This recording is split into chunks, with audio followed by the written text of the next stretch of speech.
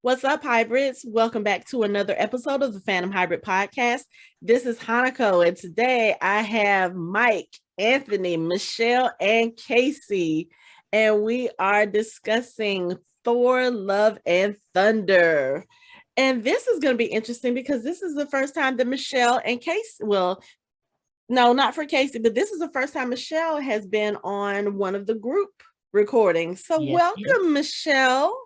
Thank you. Thank you. And it's been a while since we've seen Casey because Casey don't know how to sit still. She traipsing all over the place, just living life. So anyway, doing what I can. I know. So anyway, we decided we were going to discuss Thor, and everybody was like, "Oh, I want in.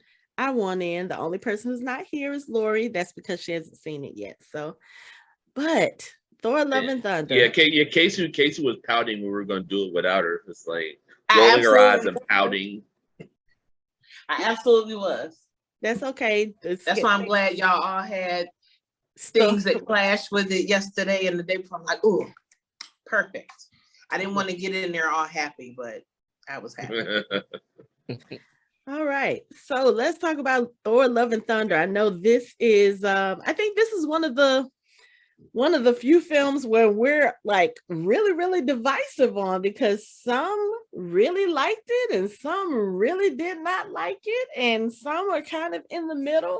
So I don't know, how do we even want to start this off? I'm gonna be honest, I've only seen it once. That was the day it was released, which was several weeks ago. I'm probably going to forget some stuff. That's one of the disadvantages of going to the movies, because I can't take a notebook and sit there and write notes while I'm in the movie theater. But I don't know. Let's see. Let's go and get everyone's just initial opinions. I'm going to start with Anthony because he got the biggest smile right now, and I already know how he feels about this movie. Ant, tell us, what was your initial reaction to Thor, Love, and Thunder? My initial reaction was annoyance. I was annoyed the whole movie. You know, you posted in the chat like, "Oh, this is like the funniest movie ever. It's so hilarious." And then I go in there and I get screaming goats every 10 minutes. It was freaking annoying. Funny. No, they weren't. No, they were not funny. They were. The jokes all fell flat. I was annoyed. I was just completely disappointed in this outing from Taika Waititi, whatever his name is. It was Taika just Waititi.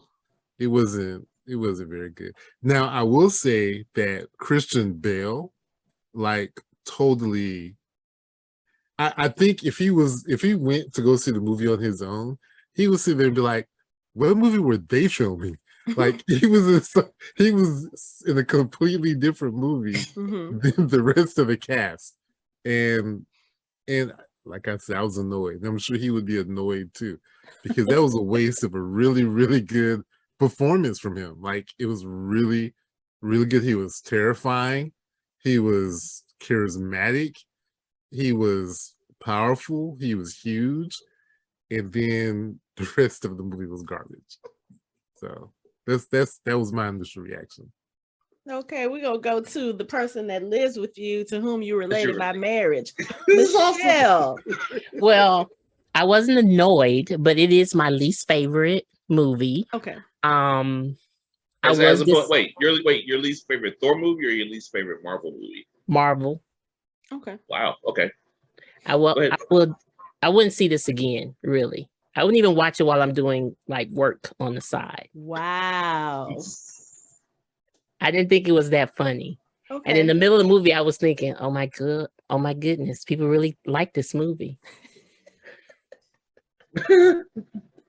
Like, when is this going to end? I'm getting a little tired. Oh my goodness. Okay. Casey, what about you? Apparently, I'm in the minority because I saw it 3 times. I liked it. I did think it was funny. Also because I'm corny as hell. So a lot of those, I was in the theater cracking up. I thought it was hilarious. I love the damn goats.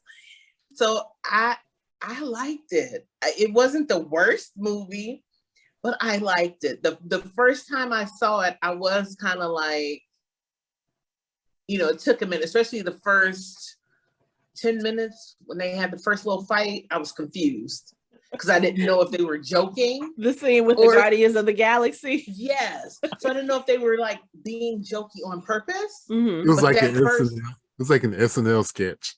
Right. So I was at first I was like, I wasn't sure. But then after it got past that part, I got invested in it. And then when I saw it the second time, I was like, okay, now that I knew what to expect, it was better. Okay. But again, I saw it 3 times. So okay. Mike, what about you? Hi, my name is Mike, and I'm in the middle. Okay. So here's my thing. I like this movie. In my opinion, it wasn't the worst Marvel movie. That's still reserved for Thor Dark World whenever I see it. I still haven't seen it. I probably won't see it, but it's there. So, but it wasn't. I mean, it definitely wasn't the best. It was kind of mid to me. What it reminded me of, I had similar feelings in this movie that I have to Age of Ultron, and this is why. Because while I loved Christian Bale's performance, if y'all remember when James Spader played Ultron, in the previews, he looked like he was just going to be evil and just sinister through the whole movie. But of course, he was like cracking jokes in between, in whole parts of the movie, he was just cracking jokes and trying to be sarcastic and funny. Mm-hmm. And it's just like, why are you doing that? No, that's not what you're supposed to be doing. And then I had the same feeling when Gorr was like with the kids and he was like trying to crack jokes and be funny and be kind of like it-ish, like with the kids and stuff. Right. I was kind of like, why are you doing that? Like, no, stop that. Like, say you're going to eat the kids, like pull hair, do something. Don't do that. Like, that's ridiculous. But my whole thing is, I like the movie. I really like the first post-credit scene because I'm excited to see, because I like, from what I know about Hercules and Thor getting together, that I'm really, really looking forward to, because that's going to be like that's going to be like the most destructive buddy movie ever when it comes out. It's going to be fucking awesome. I really like Natalie Portman in this as Jane. I thought she did a really good job. I thought Russell Crowe was fucking hilarious. I thought he was funny as shit. I don't care, Ed. Go ahead and shake your head. He was funny as shit. I don't care. Okay, he was hilarious. It's fat Russell Crowe. What's not to laugh at? What's not to laugh at? It's fat Russell Crowe, who has and he had a Greek accent. It was basically like watching him star in My Big Fat Greek Wedding. What is not to like about that? That was great. And I just thought everything, I could use a little more Valkyrie. I thought Valkyrie was kind of underutilized in this movie. I thought she could have been used a little bit more, but I did like what she was in. Looking forward to seeing Heimdall's son in Young Avengers. Yet another one that's probably going to be featured again, because I think they gave him enough of a push that you're going to be like, okay, we're probably going to see him again somewhere else. And I see, this is why I kind of wish Lori was in on this, because I need a little more background on Gorr's daughter, because I literally I know nothing about her, like as far as the comics. Like, I don't know like how her power set, like she has a power set, like, and she's wielding Stormbreaker. I'm like, I was kind of like, okay, I don't understand that part. But I mean, if I'm not mistaken, she's made up for the movie. Okay. Oh, okay. Yeah. Because it's like she kind of came out of nowhere to me. Like, in the end, like all of a sudden she's super destructive and she's like a superhero. It's like, I don't want eggs, and she like burns holes in skillets. And I'm like, what the fuck is going on? What? Hold up. But I mean, overall, it was kind of mid to me. I still enjoyed myself. I'll probably end up seeing it again when it comes on Plus, just because I see whenever something comes on Plus, I see it again just to see what I missed. and I thought a lot of it was pretty good. Like especially, fun fact, I didn't know that Thor could actually Shazam his power to a whole horde of children holding teddy bears and random pieces of metal that so they can go and fight stuff. But I think he was able to do it because he had Zeus's thunderbolt. Ah, okay. Well, yeah. But I enjoyed myself. It was a good movie to go to the theater for. So I enjoyed myself, but it was kind of mid for me just for a few things. Okay, so I'm gonna balance this out because I'm with Casey. It was funny as hell to me. Like, I already knew to expect certain things because my best friend called me and she was like, okay, I'm gonna tell you now. She was like, the storyline is shit. She was like, but you will laugh the whole movie. And she's very critical of movies. And she said, I'm just gonna tell you one word: goats. And as soon as those goats hit the screen, I hollered. And I just kept laughing the whole movie through. Every time they were on screen, just because it was something that was so unexpected. And y'all know me, I always feel like sometimes we get the quote unquote little stupid movies or the comedic movies in order to kind of give us a moment of levity before Marvel goes in and absolutely destroys us. So I kind of feel like that's what this movie was. So that's how I went into it once I saw what the storyline was going to be. Now, yes, the stuff with Jane was sad and it was serious, but I still feel like the funny stuff kind of balanced it out so that I didn't go into the movie like, oh my God, I'm so depressed because of what's going on. You know what I'm saying? It was still funny enough to kind of like, it gave it, the movie gave those serious moments time to be serious. And there was a little humor injected in some of those, like Jane was not one of those people who was kind of giving up.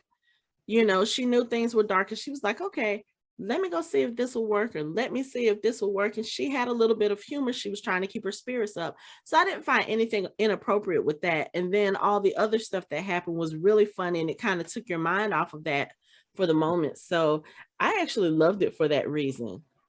But we're going to get into some of the other stuff that Mike talked about. But yeah, I had no problems with this movie. It was funny. I don't think it was meant to be serious. I don't think it was meant to at all. No. It really wasn't. It really wasn't. So I enjoyed it as such. My issue wasn't that it was supposed to be funny. Thor Ragnarok was funny. Mm-hmm. Like, I really like Thor Ragnarok. It's a fun movie. Mm-hmm. But he tried to take that same funniness and it didn't work to me in this movie. Like, the jokes weren't funny to me. Okay. Like, I don't think I'm a corny person. I don't really consider stuff corny, and sometimes I'm called corny. But some of the jokes, no, she's not corny. I'm corny. Some of the jokes, and I'll laugh at anything. Some of the jokes just weren't funny. Like Russell Crowe, I'm sorry, that was not funny. Like, I've seen Russell Crowe. Whatever, dog. No, I've seen Russell Crowe be funny. I was annoyed. Russell Crowe with a really bad Greek accent was not funny to you. No, that really, was not. Dog. He was supposed to be an asshole because Zeus is an asshole. I think he played that role perfectly. I know he is an asshole, but he wasn't funny. He wasn't funny. And the goats were definitely not funny. They were not. The goats were hilarious. They were not funny. No, I disagree. Even when they slammed into the planet and they went, No, they were not funny. They were not funny. I think I'm gonna you say were in a bad mood when you went to go see the movie, no, Anthony. I'm gonna say this and then I'll leave it alone. Thor Ragnarok had the Thor Ragnarok was funny because the people that were around Thor, like Hiddleston is funny. Mm-hmm. What's his name who played Bruce Banner? Mark Ruffalo. They're naturally funny people. Tessa Thompson is funny. Everybody in that movie was kind of funny. He didn't have to be as funny. He could play off of their funniness, their comedy. In this movie, the people like what's her name? Natalie Portman isn't really funny to me.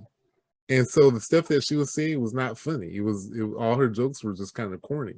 I think that was on purpose because we're so used to seeing her. I'm sorry, on purpose to be funny is not funny to me.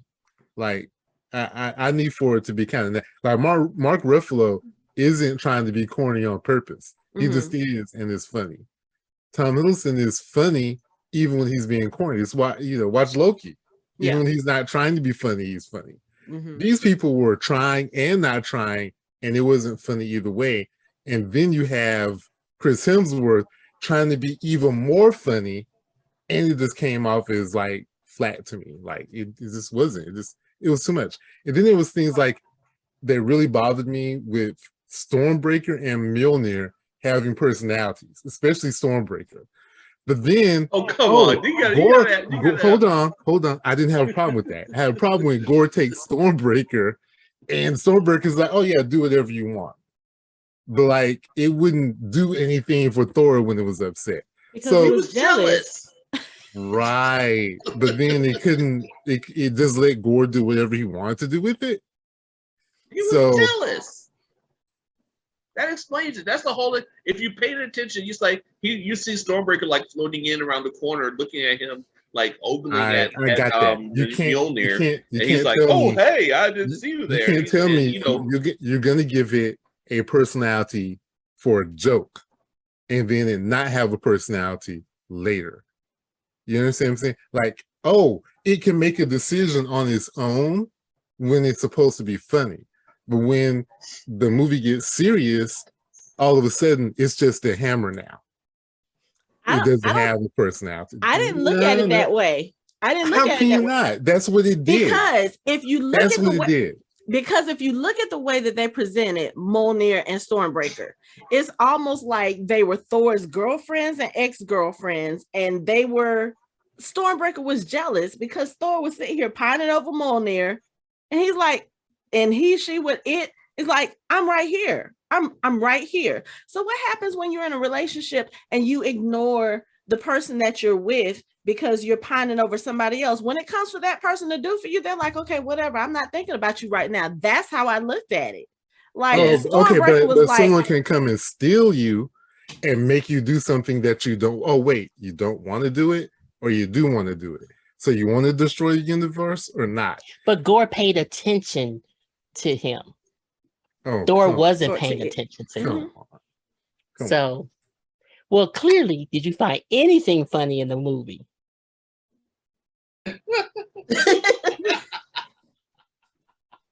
I mean, there were some funny parts in there. Come back to me on that. Oh my God, are you serious? I think you were in a bad mood when you went to go see it. It's not that bad. I didn't say it was bad. I just said it wasn't funny. I don't know. It was okay. It was okay movie. I wouldn't go see it again, and I won't see it on Disney Plus. It was just okay. not even the second time, just to see if you have to watch it again. I mean, I'll watch it again. Yeah, but it's gonna be hard. It's gonna be hard. My God. All right. Hold on for a second. My cat is really trying to get into my room. Hold on. So did you like any parts of the movie? Was there anything you liked? Like even the first goat? I like Christian Bale. Christian Bale was great. That was the only thing you liked in the entire movie. The effects were good. The kids at the end?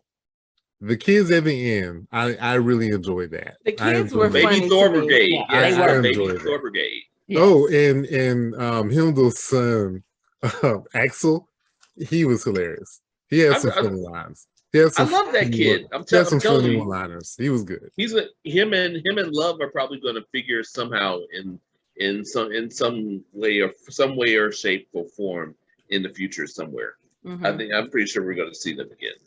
Especially, I don't think they would have written her in there the way that they did, especially at the end, being like a ward of Thor's for her to not show up again. So she just might be one of those characters that they created specifically for the MCU.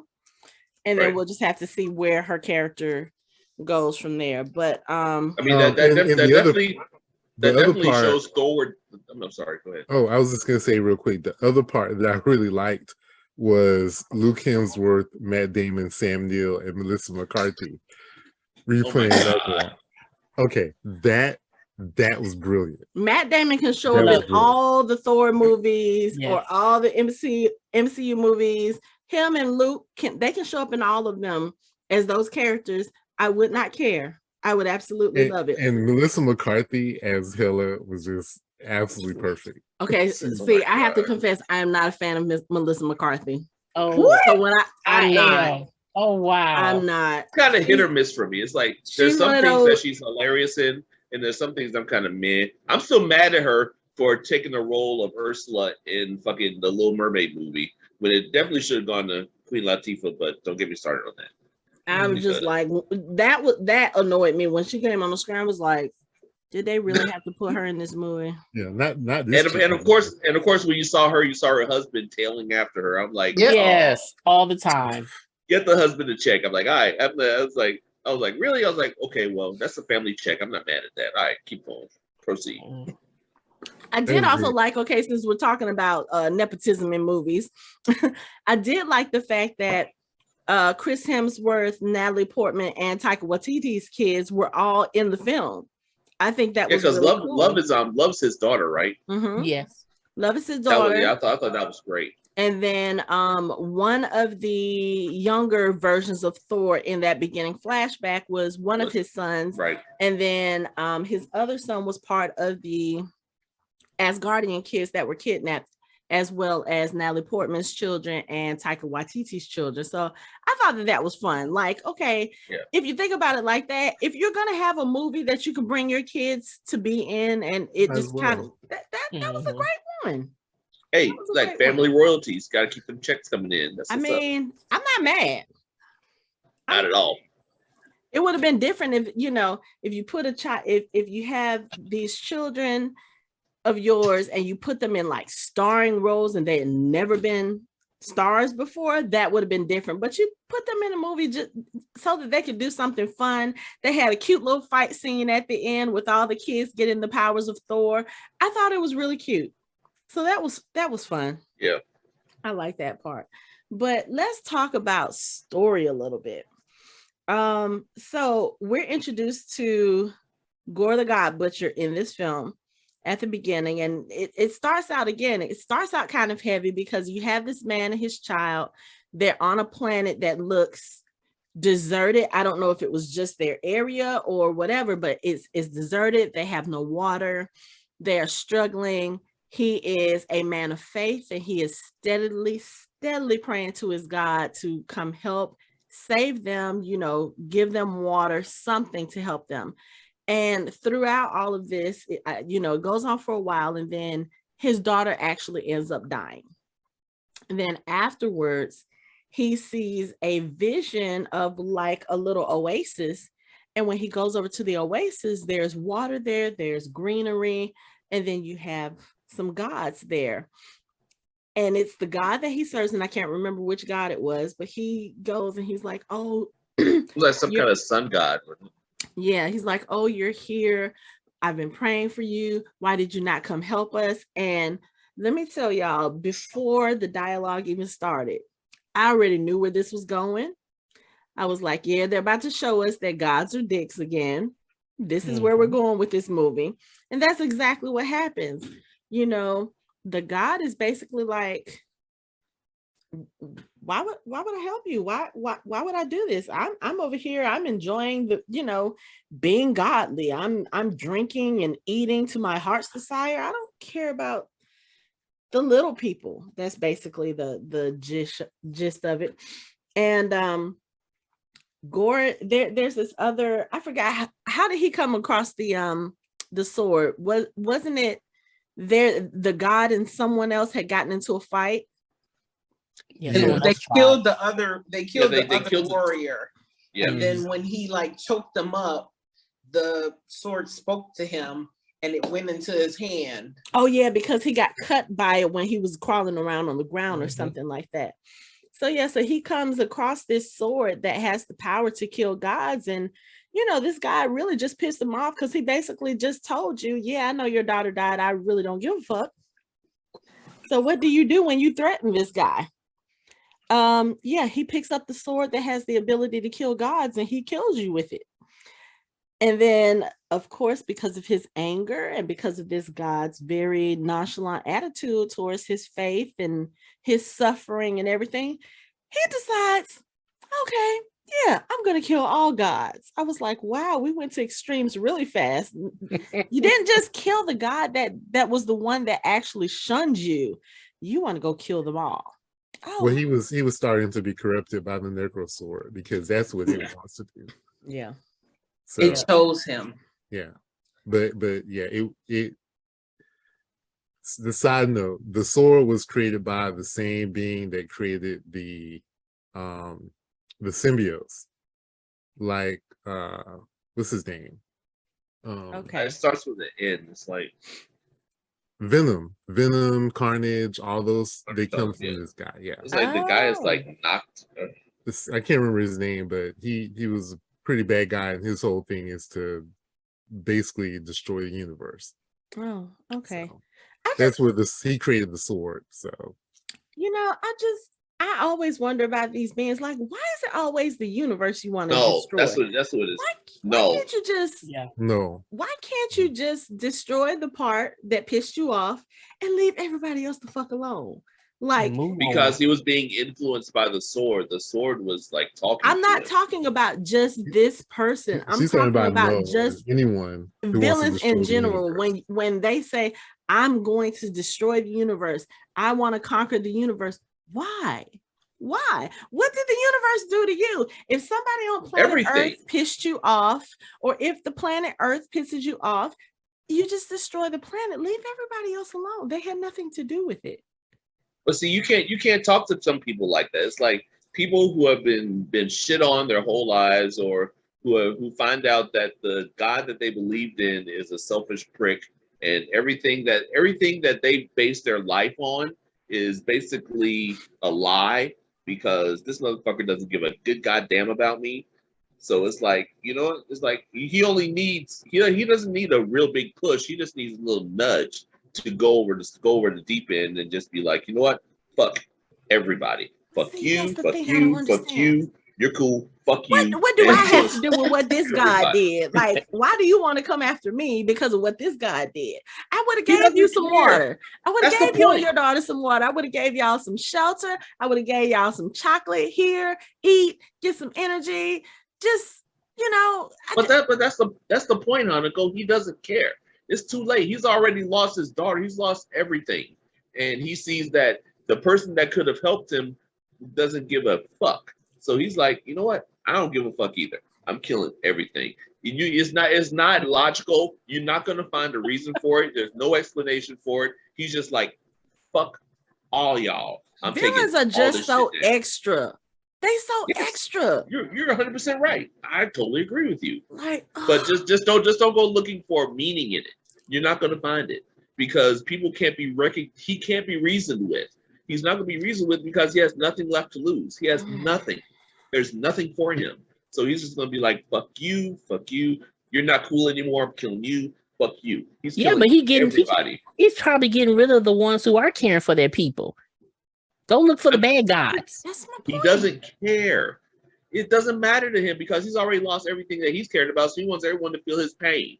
That's a whole villain trope. It's like, I'm feeling pain, so I want everyone else to feel the pain that I'm feeling. See, and that's that whole people ain't minding their own business. Everybody else over here doing what they supposed to do, and he got to go get in everybody's business and like blame them for shit other people did. It's just to be fair, we wouldn't say that about addicts, would we?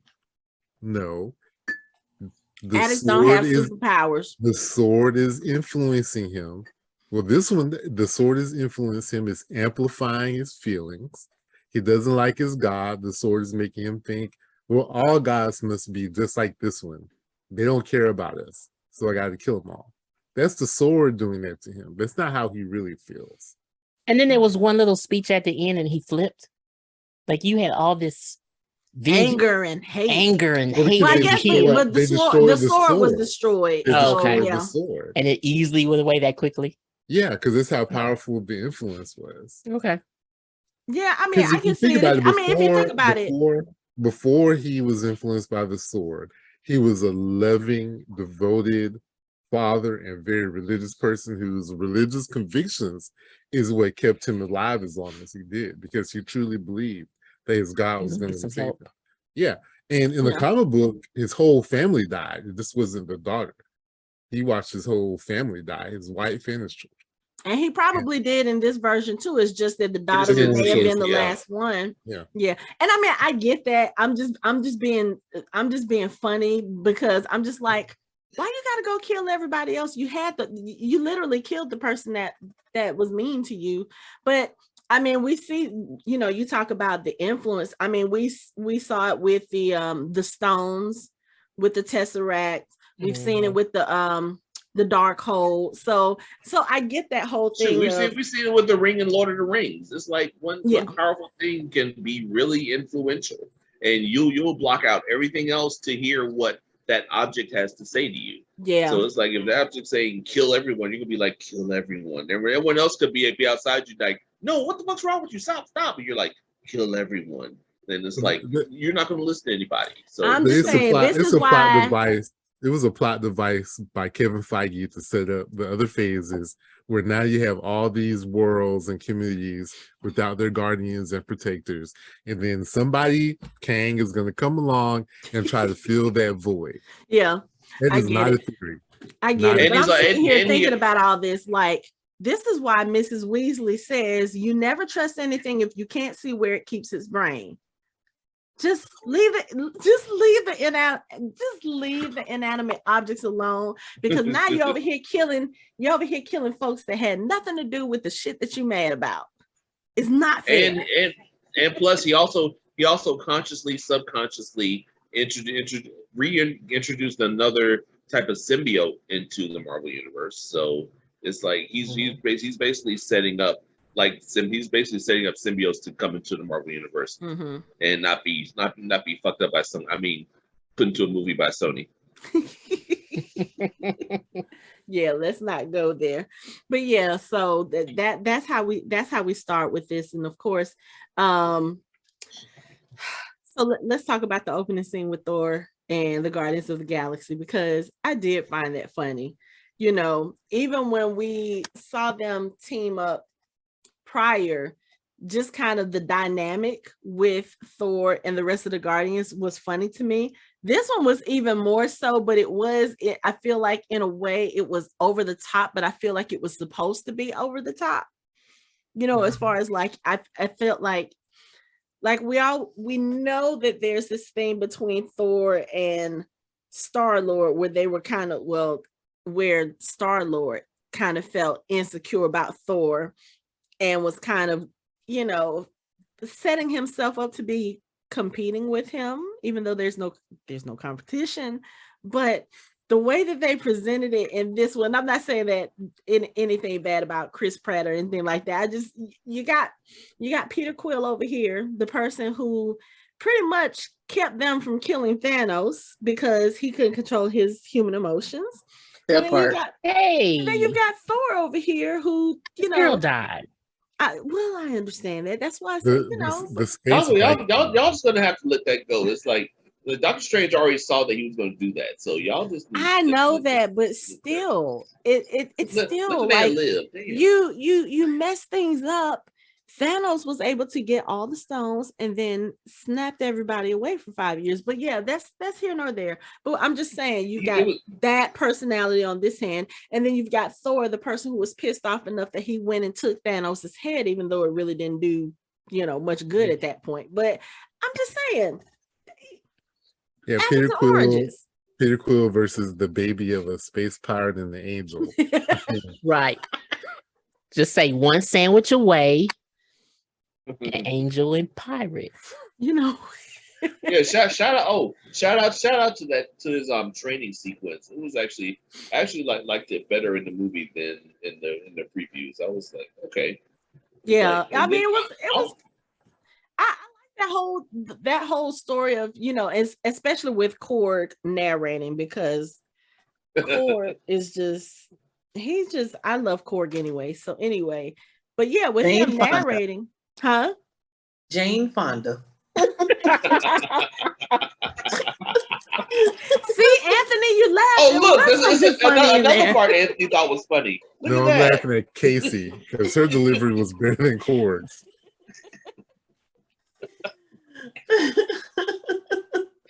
Oh goodness, but yeah. So anyway, the way that they portrayed this relationship between Thor and the Guardians, it was funny to me because from what I understand, again, I'm not a comic reader, but from what I have been told, Thor is supposed to be kind of a ditz anyway. Is that correct? Like he has that little bit of that quote unquote stereotypical blonde personality.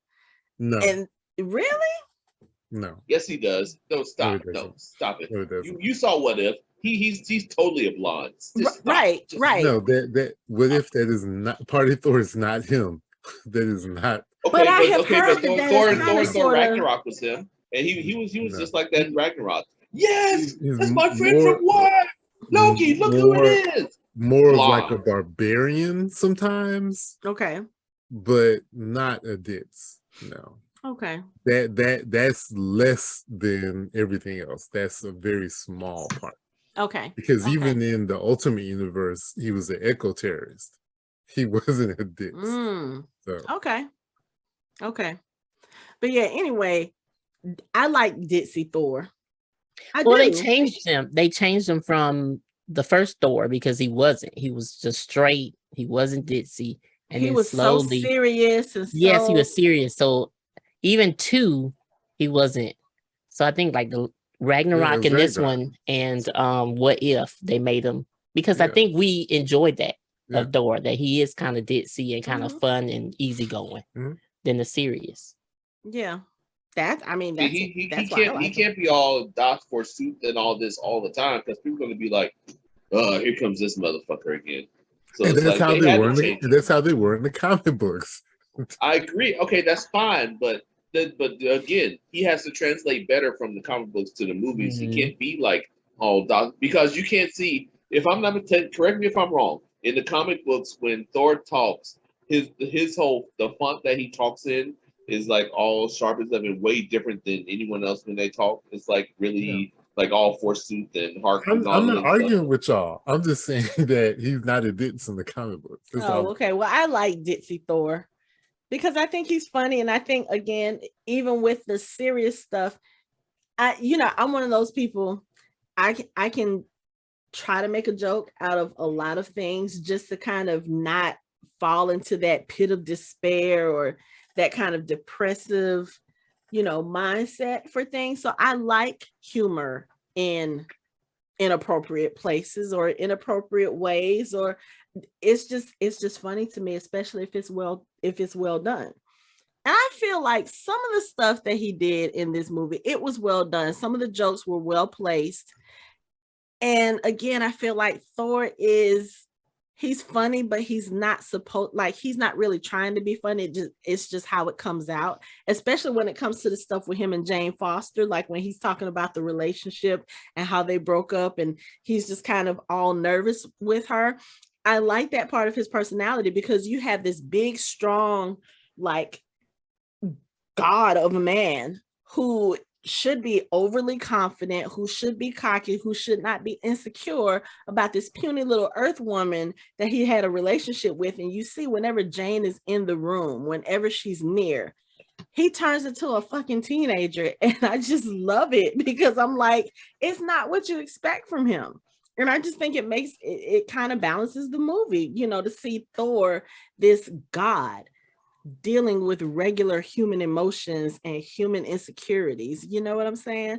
I like seeing that version of his character. I kind of feel like that's part of the thing I miss from not seeing Thor Dark World is like the end of their relationship, like seeing how everything like kind of you didn't miss anything. We didn't see an end of their relationship. That's another reason why I like this movie, because they actually gave us as fans some closure with their relationship, because it was like they were hot and heavy in one movie, and then in the next movie it was kind of like, oh yeah, we broke up, and it's like, how? Oh really? Yeah. Oh yeah. Because was it Ragnarok? Oh, she wrote me a letter. Yeah. She wrote me a letter, and that was pretty much it. So, so the backstory that you saw in the film with them like going through relationship stuff, being happy, going to parties, and them kind of falling out or them kind of falling apart, we didn't get any of that. So everything that you've heard Thor talk about over the last few films, whenever she's mentioned about, you know, it just kind of didn't work out, or yes, she's my ex and we went our separate ways, and him trying to play it off like he's okay about it, but you can tell he's not because of the way he's joking.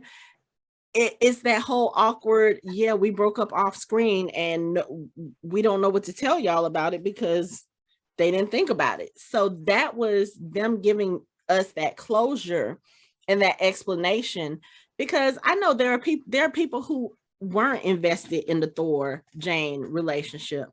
Some people didn't care that she was out of the MCU, but I'm one of those people who was like, I want to know what happened. Give me the tea. And we didn't get that for a long time.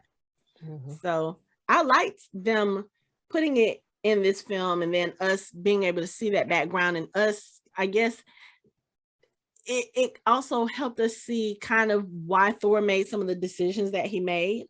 And then also, you know, how it could have come to that.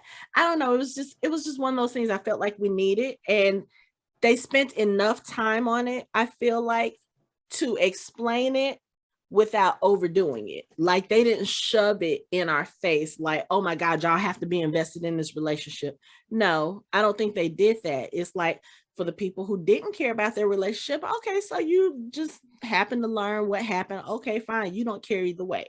For those of us who cared, you know, or at least were interested in what it had the potential to become, we get an explanation, and okay, now we can move on. Maybe. I don't know. She's dead, but she's not dead. So who knows? If she's dead. Okay. I agree. That was a plus in the movie. This is the Marvel Cinematic Universe. Right. She can come back at any time. She's dead as a human. She's in Valhalla. She's dead.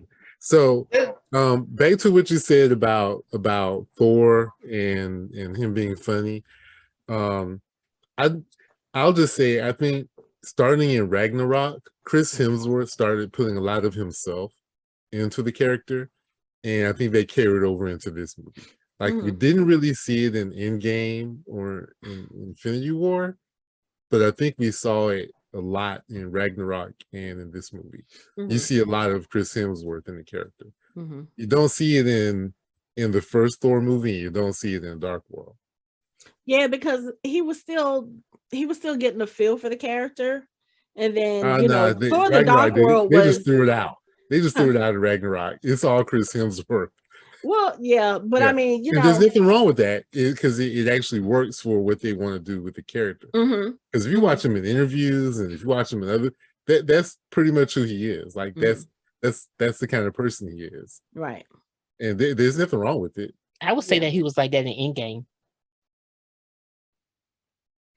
He was, but I think it was more subtle because he was playing that depressed Thor, and then you kind of, it's like he was darker, but he still had a little bit of the humor. So it's like you can see it kind of trying to come out. Again, you know, the thing that I like as far as like, even when things are dark or even when the storyline is dark, you still have a little bit of humor there. And I feel like that little bit of humor is to kind of say, okay, yes, things are bad in this situation, but we still have hope. That's what the little bit of humor is. And it's just like, as he gets more and more jokey, or as he gets more and more, you know, as he starts to loosen up a little bit, I feel like that kind of transitions from the character being so dark to kind of getting where we need him to be. He may not be completely joyous, especially like Endgame, because they still lost a lot in Endgame. He lost his brother, he lost his best friend. So he's still dealing with that stuff, but it's to a point where now the character is like, okay, you know what? I can't sit back and just not do anything. I have to go out there and fight so that this doesn't happen to other people. That's kind of where that character arc comes from with the humor. That's how I look at his character. So, but and you know, thinking about Thor: The Dark World, that was a very dark movie, and people, you know, you have people who absolutely hated that movie. You have some people who didn't have a problem with it. I personally didn't have a problem with it, but that was still early in the MCU. And now that I've seen what the stories are and what the writing is and how they've developed the character arcs, I can go back and watch that movie and say, okay, yeah, this movie had major problems. But at the time that it came out, I didn't have a problem with it because I wasn't as familiar with the characters and I didn't know where they were going with the story, you know? So I don't know. I think watching Thor interact with the Guardians, that was funny to me because you have all of these people on this one crew that have all of these very different personalities, and you get to see them working together, and then Thor is just kind of off to the side, just kind of being like la-di-da-di-da-di-da. And I was just like, why are you like this? Like, what is wrong with you? But we have to remember where Thor was when we left him in Endgame, you know, as far as being around people again and getting to a point where he's like, okay, I'm going to stop being depressed. I'm going to get back to my fighting, you know, my fighting weight and my fighting build and ability. It was just, I don't know, just watching the transformation of his character, it was funny to me. I enjoyed it. I was like, okay, I can do this. And then to see him have all of this confidence and, you know, be this person and, you know, go to the why did I just go blank? The people whose headquarters he accidentally crushed, was it the blue people? Was it the I can't remember. The one he destroyed their temple? Yes. But just to see him, you know, sit there and take all the credit for all the work when the Guardians did most of it, and then for everything to like come crashing down. I don't know, there was something that it reminded me of that I just thought was funny. I was like, oh, okay, so he's going to be one of these people that I know what it was. It kind of reminded me of old Thor, like the way we were introduced to him in the first movie. You know, Thor was always out there fighting, and he was very arrogant, and he was very. That's kind of sort of the vibe I was getting from him, but also at the same time, like I said, he seemed a little bit ditzy, and I kind of like that mix. So I don't know, I had fun with it. I enjoyed him. And in that scene right there, you knew that this movie was going to go a different direction and push some of the jokes and funny when he did his split to hold the two teams apart. I don't know what it has been in the last week. I have seen that split on memes everywhere. And I'm like, this movie came out a month ago, and I'm just now seeing all of the memes. There was a meme I saw today of Wanda levitating in the air at the end of WandaVision when she's reading the Darkhold, and right up under her where she's levitating, it's Thor in the split holding her up. I was like, y'all just there was some really funny moments. Like, why even have this in there? And okay, the music was amazing. But I wasn't expecting a lot of the humor that they put into it. And I appreciated it. Cause like I'm gonna be like Casey. I'm corny. I like corny stuff. Let me rephrase that. I like corny stuff to a degree. Like I'm like right below the dad jokes. Sorry, Mike. But you know. I mean, no, just I can't help you with that.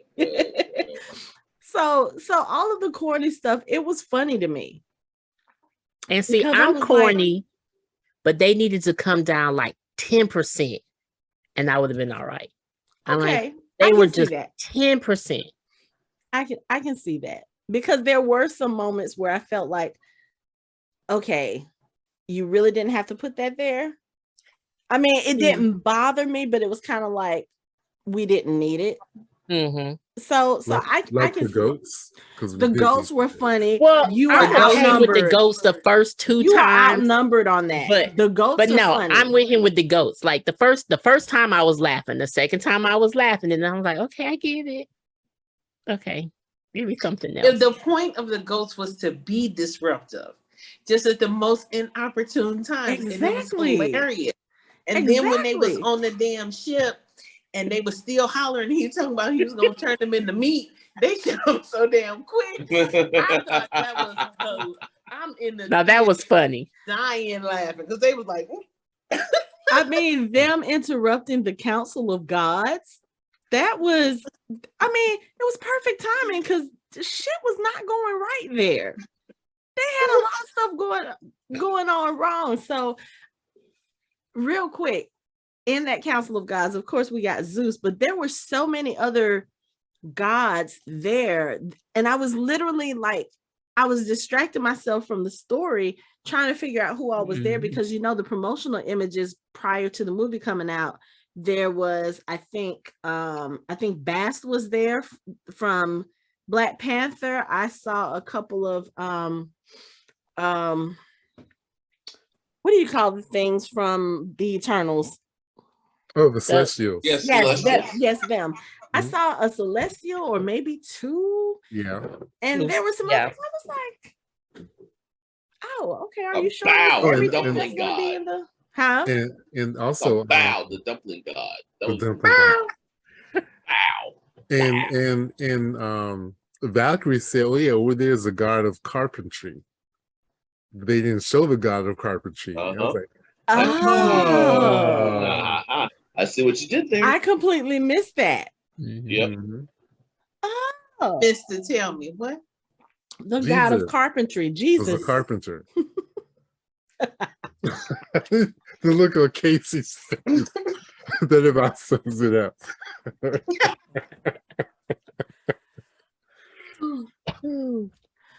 But yeah.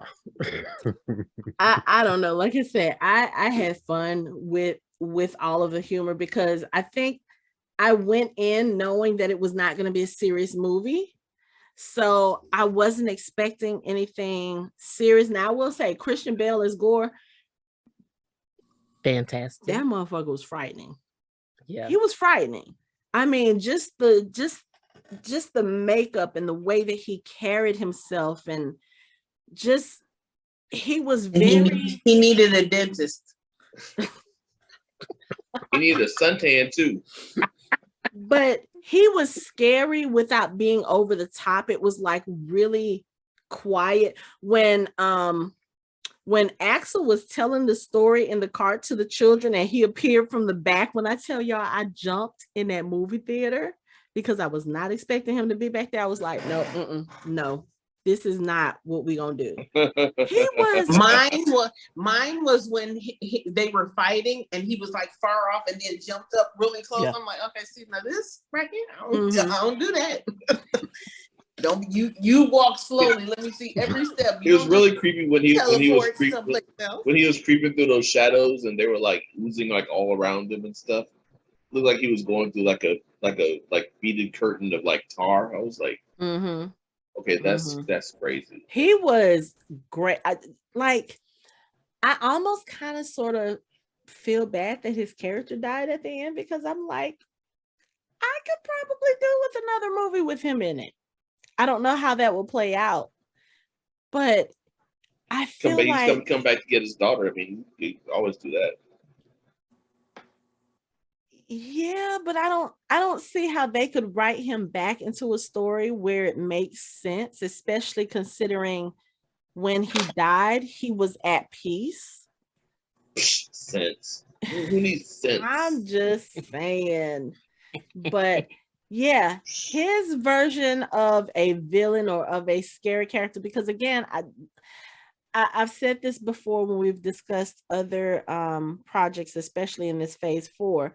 I feel like they're giving us a lot of villains that are not clear-cut villains.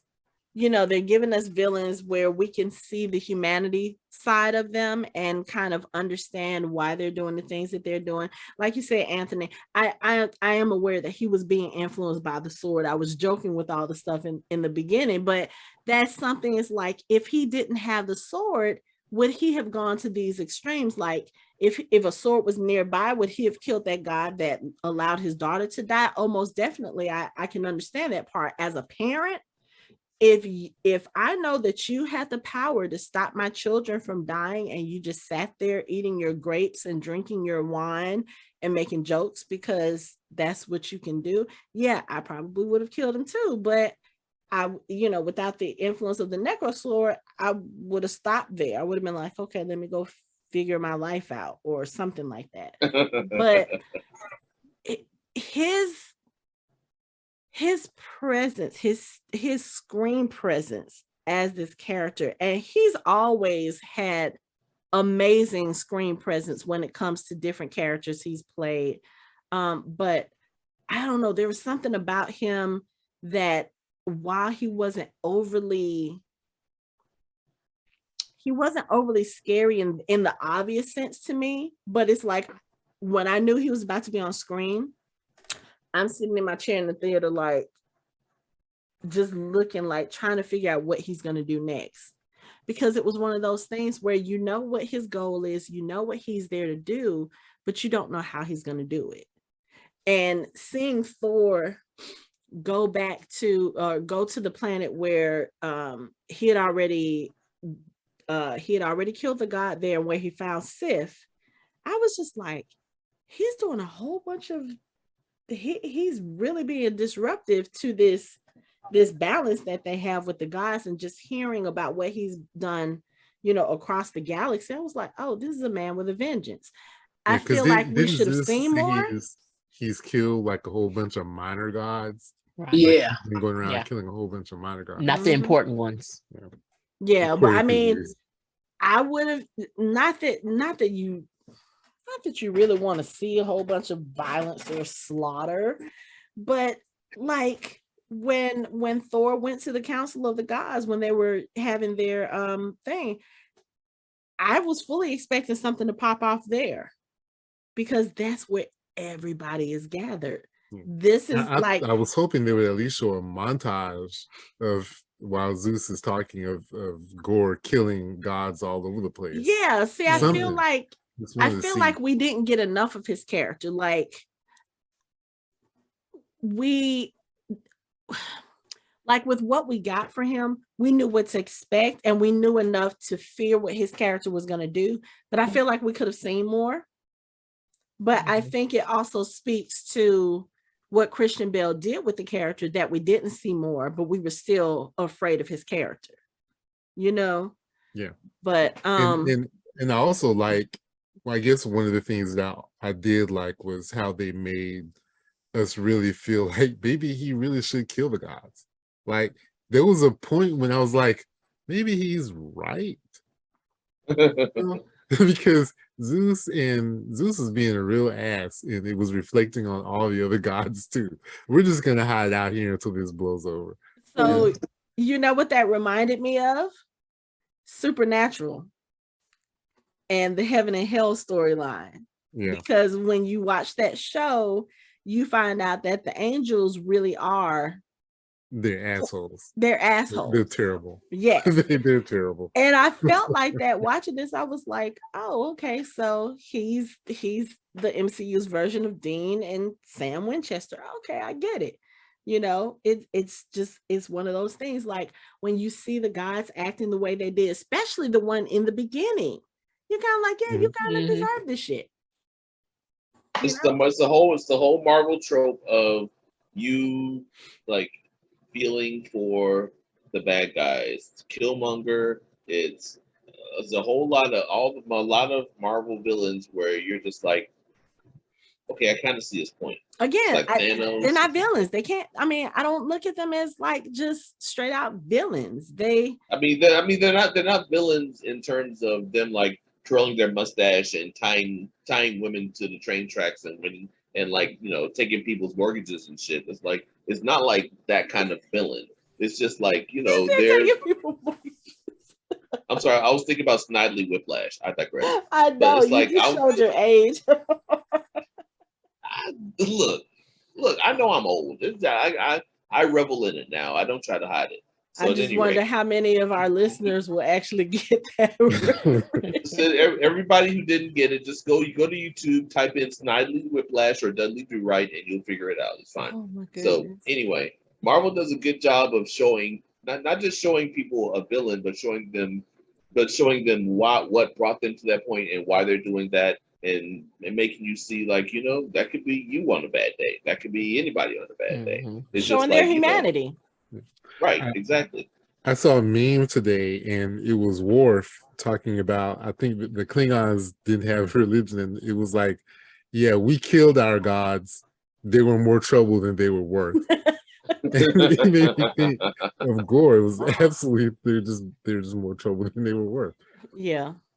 And I mean, like I said, when you see the way that they are in this film, just with the first one, I cannot remember his name, and then with the way Zeus behaved, it was kind of like, yeah, y'all deserve it. Because I mean, Thor literally went there to ask for help. He's like, this dude is going around killing y'all. I'm trying to stop him. And Zeus is like, well, we're all here, and he doesn't know where we are, so we're safe. Orgy still on. He was more concerned about the orgy. Yes, he was. You're not invited to the orgy. But when he took Thor clothes exactly off, the girls wanted him at the orgy, honey. Exactly the way all of them fell out was hilarious. Hey, I've got to say this. I was offended by that, because if they had done that to Jane, we'd have heard about how terrible it was. But I think the reason why we didn't is because for years and years and years, we always see female nudity in the films. Yeah, but it doesn't make it right to do it now. I'm not saying it's right. I'm not saying it's right, but it was right. I concur. I mean, I wasn't mad. And then when they offered to strip them, remember, but they all jumped up like, no, here we go. No, and then we'll sit down. We're good. So they offered to strip them. They declined. Yeah. Did they get a bag of popcorn? Yes. They did. Grapes. Okay. Grapes. Grapes. Grapes. Okay. It's grapes. Mm-hmm. Yeah, they were enjoying themselves. But the other scene with Gorr that really, I think really stood out to me was the black and white scene when he had all three of them, when he had Thor and Jane and Valkyrie on the planet. That black and white scene was so beautiful. But at the same time, it's kind of that, I don't know, something about that monochromatic look, and then you have Gorr with his black and white, and that's it. That to me, and all he was doing at first was just talking to them. I was like, oh, he about to fuck some shit up.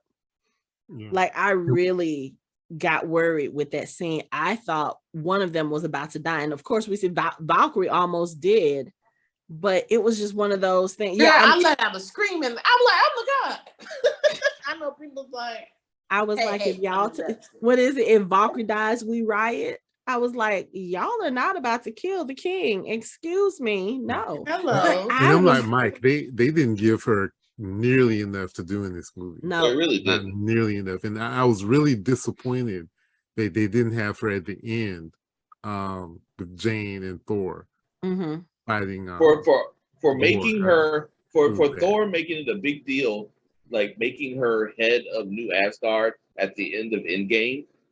It's like the same way that Cap giving Sam the shield. It's the same thing, but they didn't give her anywhere like the shine that Sam got. I mean, it's like, granted, Sam's becoming Captain America, but still, it's like Valkyrie is becoming a king of a kingdom that basically should be Thor. It's like Thor is basically handed the reins to her. So it's like, Why aren't y'all giving her shine? Let her give her something. And I then with her look at being that a little bit. the only Valkyrie left, like not only is she the last Valkyrie, she's also the king of Asgard, and they gave her hardly anything to do other than make jokes. Yeah, but you know, I looked at that a little bit differently because I felt like even though they gave her the honor of being king of Asgard and she was doing it, when you got to see like the little montage of her going through her days as king, I got the feeling that she wanted the responsibility of taking care of her people, but she didn't want it in that sense. I don't think she wanted to be king, and I think that was kind of how they showed that to us, because when we got to see her go off with Thor and Jane, we got to see her as being more of a warrior, of more of a fighter, and I think that's where she thrives. And when we saw her in those scenes, she was great. So I think it was kind of to contrast those two roles. Like, she's in two very important roles in Asgard as king, and then as a Valkyrie, as a protector. And I just don't think the king role fits her I agree with you. For the way she wants to be. I just don't think there was much in either role for her. Like, it was there, but they should have done more in both those roles. Yeah. Like, she should have had a bigger part in both sides. Mm-hmm. And it just wasn't there for me. Okay. You know, when we got her, it was great. Mm-hmm. We got so little of her in those roles as either king or Valkyrie. Yeah. We didn't get a lot of it. Okay. And then they kind of took her out of it. They wrote her out of it at the end. Right, with her. Yeah. So Jane could get her shine. Yeah. But she really should have been there. But I guess in a way too, I kind of feel like it's a Thor movie, but I feel like it was supposed to be Jane Foster's swan song because of the shitty way that they treated her character in the prior movies and the way they just kind of wrote her out of the MCU. So I feel like maybe this was to kind of make up for that and elevate her character. Like, we know we're going to see Valkyrie again. We know we're going to see Thor again, even though that apparently was a surprise to them. But I mean, it says at the end of the movie, Thor will return. I have a feeling we'll see Valkyrie. I have a feeling when we do see her role will probably be a little more elevated and a little more involved. But I think at this point, I think this movie for Mighty Thor, for them to bring that storyline in, that was to give a proper send-off to Jane Foster's character. And unfortunately, Valkyrie kind of... I don't think that was the plan, because one of the reasons Natalie Portman didn't want to continue in the role was she didn't really see where it was going. Mm-hmm. Like, if you follow Jane Foster doesn't really grow until she becomes Thor as a character. And here, that storyline may have been after she was done, so that was attractive to her to become Thor. And if you see where her character goes, like, she dies, she goes to Valhalla, she gets resurrected, and she becomes a Valkyrie. And if I told you she's not dead. If that's where they're going to go with her, so if I was Natalie Portman, I'm all in for that, because that's going to be amazing.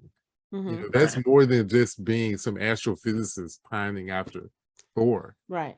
You know. But I mean, if that's the case, if that's where they're going with their storyline, then we probably would definitely see Valkyrie more in future movies, because I will be honest, I love the dynamic between Jane and Valkyrie, because, you know, with a lot of film and a lot of media in general, whenever you have two powerful women, they always try to pit them against each other, like make them compete. And I love the fact that Jane came in, became Mighty Thor, and Valkyrie was cool with it. It was like they were besties and they had only known each other a couple of weeks, but they worked well together. They talked to each other, they confided in each other, and they defended their people together. I love the way that they played that. And I don't think that that's gonna be it for that story. even for the story of their friendship. So, again, we got a lot more Valkyrie in this one than I think we probably would have. Yes, it's not enough. Hopefully we'll see her in something else in the future where her character will be more elevated, and especially with all of the Marvel news that's come out in the last few weeks with the the Kang saga, and what was the other one? The my mind just went blank. Secret Wars. But yeah, with all of that, with everything that's coming out, Secret Invasion. Yeah, I just feel like it's not the end of her character. We'll probably see more of her. Maybe more of her than Thor. I don't know, because Thor may come back, but I don't think he's coming back in another movie. I think he was only contracted for 5, if I remember correctly. So yeah, give us some more Valkyrie. I won't complain at all. Like, at all. Not even a little bit. So. Look at Tessa Thompson all day. I agree. Just like, you don't even have to talk. You don't have to say one word. But she's so funny. Like, and the thing with her is, even as Valkyrie, she's funny, and she does it in a very kind of like deadpan manner a lot of times. So it's like, I don't know if you're joking or not, but you're funny. Even when she says something that is like supposed to be an insult, it's funny because of the way that she delivers it. So yeah, give me the king. Give me the king. Long live the king. The name of the bar was Cocktails and Dreams on the ship. That's from Tom Cruise. Yeah. Yeah, and the Infinity Scones restaurant. Yep. Yeah. And the tour guide, if you ever watched the shorts where Thor had moved in with the guy. Yes. Yeah. That was the tour guide. Oh, yeah. It was. Yeah. Yeah. I kept looking at him like, I know him, but I didn't think it was like a main character, but I couldn't figure out who he was. And then we talked about Chris Kids being in the movie. His wife was in the movie too. Oh yes, she was. But she was also in which movie was that? What was she in this movie? She was the one on the wolf. Yeah. She was making out with the one on the wolf. Mm-hmm. That was her. Yeah, that was Elsa. And she was also in one of the previous movies. I can't remember which movie it is right now. The one where he comes back and Jane slaps him and then they kiss. That was a Dark World. Yeah, that's too. Was that Dark World? Okay, yeah. So she was there too, because I think that particular day Natalie was not on set, or she was sick or something, and they had to film that kissing scene. So she came in to do the kissing scene. So yeah. Again, it's nice to have your family in the movie. Look, just keep it all in the family. Everybody gets paid. You get a check and you get a check and you get a check. I ain't mad at it. Especially since it's not something that was very obvious. It's not like, oh, there he is putting his wife in the movie again. Like, it was very subtle. I didn't even know she was in it until afterwards. And I was like, oh, okay. I mean, why not? She's an actress. Why not? But let's see. What do we want to talk about? Because I'm gonna be honest, I can't go. Korg found love. Korg, he found love. He did. First of all, what was his name? Frank. Was it Frank? I think Francis. It was Frank. Okay, I thought it was. No, something else. I thought it was something like Douglas. I thought it was Barry, or I don't know. But yes, Korg found love. But let me tell y'all, when they tore Korg to pieces, I was ready to fight. I was ready to fight. What? No. I was ready to fight. But yes, he found love, and he's,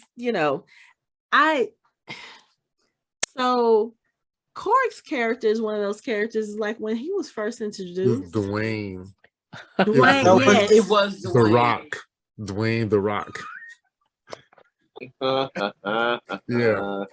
That was supposed to be the joke. Oh.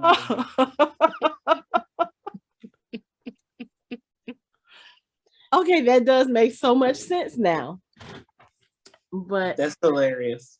You know, when Korg's character was first introduced to us, I didn't know where that character was going. I was like, so what is the point of his character? But the more I see him, the more I love his character, because he's one of those characters, he says the things that he says.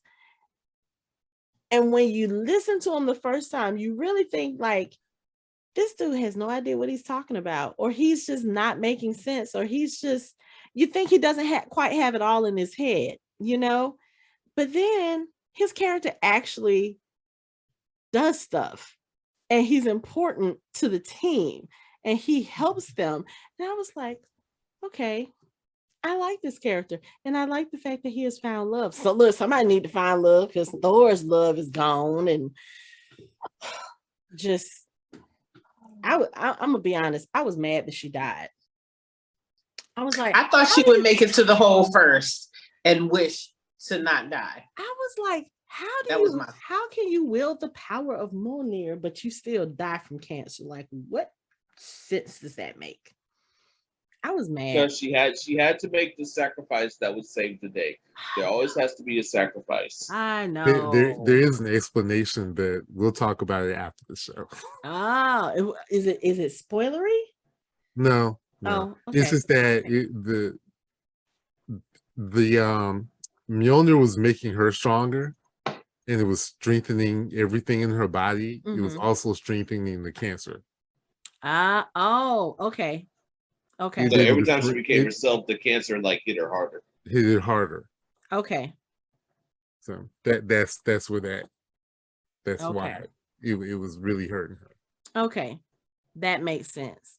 Because, you know, sometimes when you think about powerful objects, or when you think about magical objects and how it gives people, you know, strength, you automatically want to think, okay, so it has the power to make her strong. It has the power to maybe heal her. You know, you think, oh, it's giving her the good stuff. Maybe it'll take away the bad stuff. But no, it's just, I mean, like you said, it amplifies.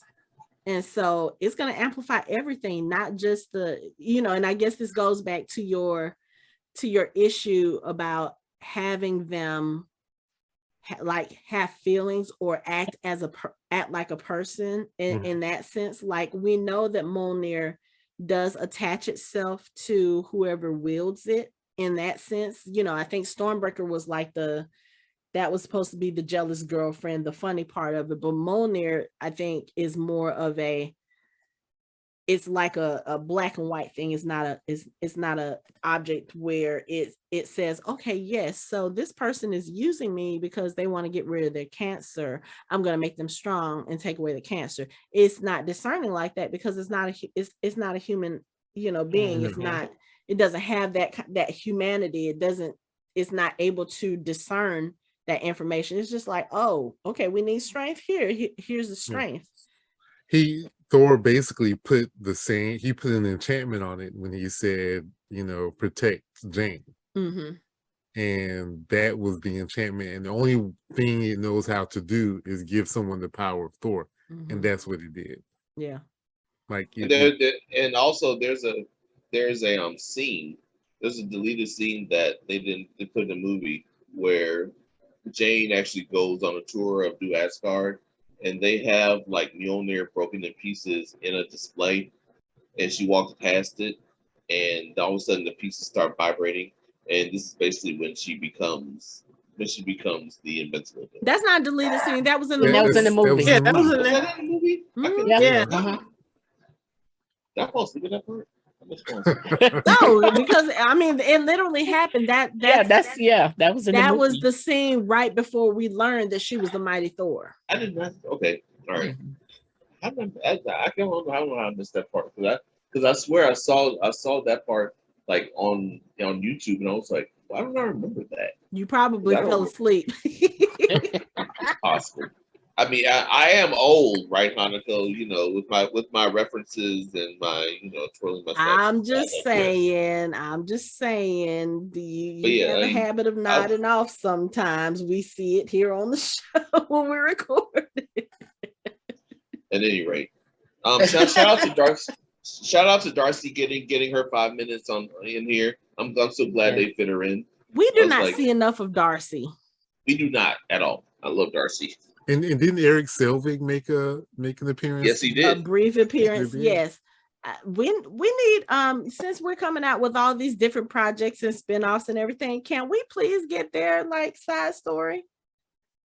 Because I could use a little more Darcy in my life, or something that was suggested after WandaVision. We need to see Darcy and Woo and maybe Monica. I need more Darcy in my life. We're going to get Monica in about a year. Yeah. But I need more Darcy in my life, because she comes in and she cracks these really cute jokes and these really funny jokes, and she's there for 5 minutes and she's giving Jane her pep talks, and then she's gone. And it's like, where did she go? I know. Give us more Darcy. She's been by her side every day of that chemo, and then all of a sudden she vanishes. Like, yeah. And she would have been there. But we didn't see Darcy or her husband Howard. I mean, this is messed up, man. We gotta put them both in there. That was an alternate universe. That was not this universe. She's not married to Howard the Duck. Hey, I saw it, and I saw Elvis do it. I'm a witness. I was a witness at that wedding somehow. I don't know how that happened, but I was there. So let's see. So, okay, what did you guys think about Jane's story? I know the cancer storyline is kind of, it's a rough one, but I wasn't as bothered by it, because I guess, it's one of those things where you always see you see these characters, and these characters can face all of these insurmountable odds. Like Jane has been to Asgard. She has been in and around Avengers and their fights, and nothing has ever happened. And you see that with some of these human characters. And then when something like this happens, something that is a very human thing to happen, it's kind of like, why would y'all do that? But at the same time, it's like, why not? She is still human. And this is what happens to humans, even smart, brilliant, genius humans, Yeah, like Tony Stark. Right. Things happen and they die. Yeah. Or they have just, they have ailments that are very human, even though they are able to do other things. So it's like, I thought it was sad, but I thought it was a good reminder to us that these people are still just human, and they go through very human experiences, even though, they're surrounded by superheroes or they have super strength. They still are human. Yeah. I think they did the story well. I mean, they treated it with care. So I think they did that quite well, all the way up to the end. Yeah. So what about y'all? What do you think? I mean, I can understand why. I can understand people who would have a hard time with it if they have family members going through it currently. Like I know we talked about at that conventional panel, we talked about losing heroes or losing characters that you're close to, and there are movies that it's still tough for me to watch someone watch a parent die, because I had to go through that. But I can see why people would have a difficult time with it. But I don't really see why it would bother people. Like, I don't, beyond it reminding them of something that's happening, but like it being a storyline in the movie, I don't see how that would justify someone saying that bothers me. I don't like that in the movie. You know what I mean? Yeah, because, and I kind of look at it like that too, because if that's the case, well, I guess in a way I kind of understand that point of view, because if you think about other things that people have had issues with when it's portrayed on screen, violence, sexual assault. I mean, but sexual orientation is a big deal. Like in Eternals, like why they got to have him married to a man and they have a child. You know, people don't want to see that on their movies. Yeah, but it's a part of life. It happens every day. You go outside and you see that everywhere. Mm-hmm. You know? Yeah, that's kind of how I felt about it too. But I, like Michelle said, I think they did it very well. I think they did it very respectfully. And it wasn't one of those stories where, again, you know, you have this person who's sick and she gets this magical object and all of a sudden she's well. It wasn't unrealistic as far as how her story ended. You know, yes, of course, she went to Valhalla, but I mean, she was down there whooping ass as Mighty Thor, so she deserved it. You know, and again, I have a feeling we'll see her character again. I'm not sure in what context, but I kind of like what you said, Anthony, about what happens with her character in the comics. I would love to see her fighting side by side with Valkyrie. That would be great. Yeah. I mean, it's like anytime writers deal with cancer, it's going to be heavy, to be sure, and it's kind of a tricky thing to go around. Like if you decide you're going to do it, you really have to do it right. You can't like either be overly morbid about it, or you can't be more overly hopeful about it, because it's like it's kind of in between. It's like and it's better to have it where the character, and like you said, it's more realistic to have the character like have a moment where they're the hero, and then they go on. It's like and that's kind of an interesting take. But I mean, it's like Anthony said too. It's like it depends on how you're dealing with it and what you're going through, as far as like who has it, if it's someone near to you, if it's yourself. Like, I mean, there are different ways to deal with it. It's like, it's kind of hard to say like how you deal with it unless it happens to you. So it's good. I mean, people deal with different things in different ways. So if it bothers some people, then, you know, I mean, it's just that close to them. And, you know, you just kind of have to be like, all right, I mean, I understand. But it's like, you just kind of have to do it and keep it moving. But I can see it both ways, but you just have to, you really have to, as a writer, they had to handle it really carefully. And I think they did a good job with it, personally. Yeah. Okay. So let's talk about, was there anything for those of us who liked the movie, or for those of us that was kind of in the middle, was there anything in the movie that you absolutely didn't like? Like, was there one particular thing that you were like, oh my God, I hate this. Why did they put this in there?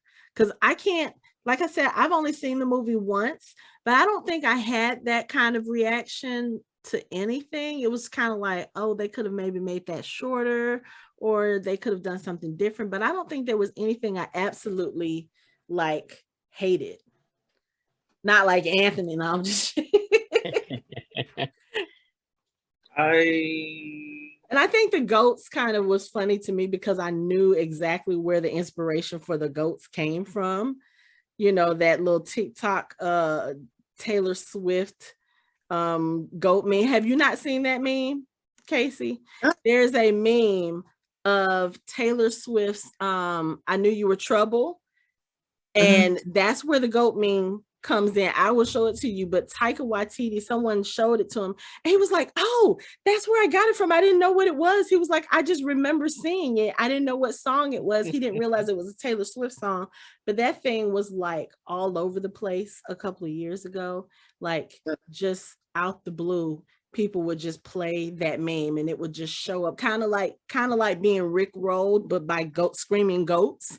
And so that's what I thought of when I saw it in the movie. I was just like, oh yeah, this is just going to pop up just any and everywhere. I didn't think it was going to be throughout the whole movie. Like every time we saw them, that's all they were doing. I thought, because the goats actually have names. If you look online, they actually have names. I didn't even bother learning the names because I'm like, they're the screaming goats. It's not like they had any dialogue or anything. They just screamed. And they did have dialogue. That was dialogue. Yeah, I mean, it's like, oh yeah, like on the script it said blah, and some of the blasts had like 5 A's, some of the blasts had like 10 A's, so it's like it gave you duration. So I like, think I did one of those screams when we were filming The Boys the other day, and Anthony was like, "Oh my God, you sound just like them." Where did funny. Casey go? She dropped her call, but she'll be back. But yeah, so the goat in the comic books, he would slaughter the goats and eat the goats and then resurrect them. Oh, that would have been too morbid. No, absolutely. Thor kind of seems like he appreciates a good goat curry, so I wouldn't have been mad at that. He does, but maybe that's in the mythology. Sometimes I get them confused. Yeah. I don't need to see that. I kind of was like, to hit us immediately with how like that whole Pixar like entrance, like, because you know how Pixar movies hit you with like a really morbid, really sad like first 5 minutes. Like I literally thought I was in a Pixar movie. I was like, "You're killing her in the foot!" Like, what the hell?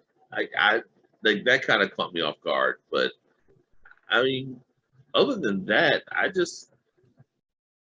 think I can't really think of anything other than like I felt like I love Christian Bale in this, but I kind of felt like he was uneven, like when he was dealing with the kids. It's like I just felt like him kind of switching from being morbid to being almost Pennywise like with the kids. It just kind of, I was like, man, he was not that extreme, because I feel like I know what his motive was, and I understand that he was using the kids as a means to get what he wanted, which was Thor. But because of the fact that he was a parent and he lost his child, I don't know if I feel like the kids were ever in any real danger with him. I don't think I see him killing kids. And see, I had issues. I was the opposite. I was feeling some type of way with Thor and the kids in the beginning. Like when he first saw them, and he was kind of being dismissive, like, "Oh, don't touch me." Like they're scared. Give them some comfort. Yeah. But he did the other times he visited the kids. But the first time he was like, "Oh, okay, y'all back away. Even though you're not even really there." Yeah, I think also too, because that was kind of like an astral projection. So yeah, maybe if they were around him too much, it would have disrupted it. No, he was being a little dismissive of their fears. They just been kidnapped. Like, help them out some.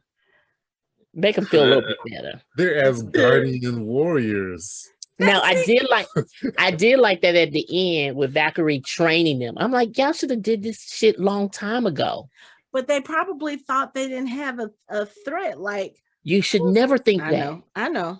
They're Asgardian warriors. No. Train them. I was saying, Hela had killed pretty much the majority of their military people. Like, they really didn't have anyone left. Well, she could have done it. Oh, summer camps. Train them. Oh my gosh, she said summer camps. They're too busy making money with the amusement park. That's true. Asgard being a theme park. But no, let me tell you, I went back and watched Ragnarok right before this one came out. And I was like, okay, I remember Hela, like, just literally bringing hell with her. I forgot how much of a beast she was. Yeah. Like, yeah. I was like, oh wow, she really did kill like everybody. Like, yeah, my God. Yeah. So yeah, but I mean, yeah, I kind of looked at it in that same way too. Like, yeah, I understand the kids are scared and stuff, but I was just kind of looking at it like they were just kind of like Thor, and Thor was like, okay, I'm gonna just chill out. Let me. You know how to relate to the kids. I think that's probably what it was too. Because I can't think he hasn't been around any children in the MCU. And then later on, you see him. Oh, he's this dad to love. So it's it was a change over time. That second time around when he visited the kids, it was better. But that first time I was like, poor children. They just been kidnapping you, like you cracking a joke. You like, get away from me. All right. I don't know how to deal. I mean, think about it. Think about how he reacted the first time they went to Hawkeye's house and found Laura and the kids, and he was stepping on Legos. He was like, "Yeah, I can't do anything here. I'm gone. I'm out." He doesn't know how to relate to children. No, he doesn't. He's like, children. No. No. Like, I can't do this. Right. Right. So, cut him a little slack. He's learning. He's getting there. Mm-hmm. So, he got to now. He's got a raise now. Yeah. Mm-hmm. And boy, she looked like she's gonna be a handful. Yeah, just watch the. You better start getting some reflective Teflon pants, or he's gonna have to keep buying all kinds of shit. He can't take her to the regular school. No. Absolutely not. That's why they're there in New Asgard, because that would not work. Put those away. Stop bringing everybody to a crisp. Would not work. And then of course with our people, with our humans, they see she was different, and they be sending folks to try to get her. I mean, you see what happened to Miss Marvel with the what was it, the damage control? I can't remember what they were called. Yeah. So she would be in a normal school. They could try to come and get love if they want to. They can try. They can try. And they will. But that wouldn't be a good look for them. They're not trying. Trust me. Yeah. They're not touching that. But I do understand Stormbreaker. I feel his or her pain. I mean, she has been there, we can relate. She helped with Thanos. She was a part of it. And you just treat her like trash because you get your ex-girlfriend back? Really? And your ex-girlfriend. You're muted, Casey. Right. You're muted, Casey. Casey, you're muted. My bad. I said she wasn't the ex-girlfriend. He was trying to get her back. She wasn't going. Remember, he was like calling her, like, come here. She wouldn't go to him. See, the funny thing, she was good. It was him who wouldn't let go. Because if you think about it, if we're giving these inanimate objects some human attributes, if you think about it, dude, you gave me the cat with no problem. When y'all were sitting there on the battlefield with Thanos trying to figure out who was gonna have what, you gave me the cap and you kept Stormbreaker. No, wasn't it a different sword? I mean, it's sword. That was a different hammer. That wasn't the same one. He got it from the past, remember? So it wasn't the exact same one. But it was still Mjolnir. Right. Technically it wasn't the same though. So because Mjolnir had been destroyed, and now it's like Mjolnir is more of a frag grenade. It's like a shout out to that, because that was dope as fuck. Yeah. The first time she did that and then broke apart and destroyed all the enemies in the radius, I was like, okay, that's dope as fuck. That has to be in the next Marvel Ultimate Alliance game where he can do that with the hammer. That would be incredible.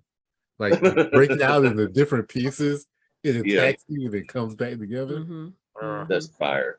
That's fire. Natalie another Portman part was you like, great. Anthony. Anthony. We've been going through this movie for we've been going through this movie for 2 hours, and you've been like, I hate this movie. But then you're laughing at certain parts. You're like, yeah, that's a good First part. of all, He hated it. It annoyed me at times. The movie was annoying. That's what I said. Yeah. You don't seem that annoyed with the movie. I gotta be honest. No, I think he's not annoyed at our commentary. I think that's go back. I needed y'all to be there while I was watching the movie. Maybe that would have made it much better.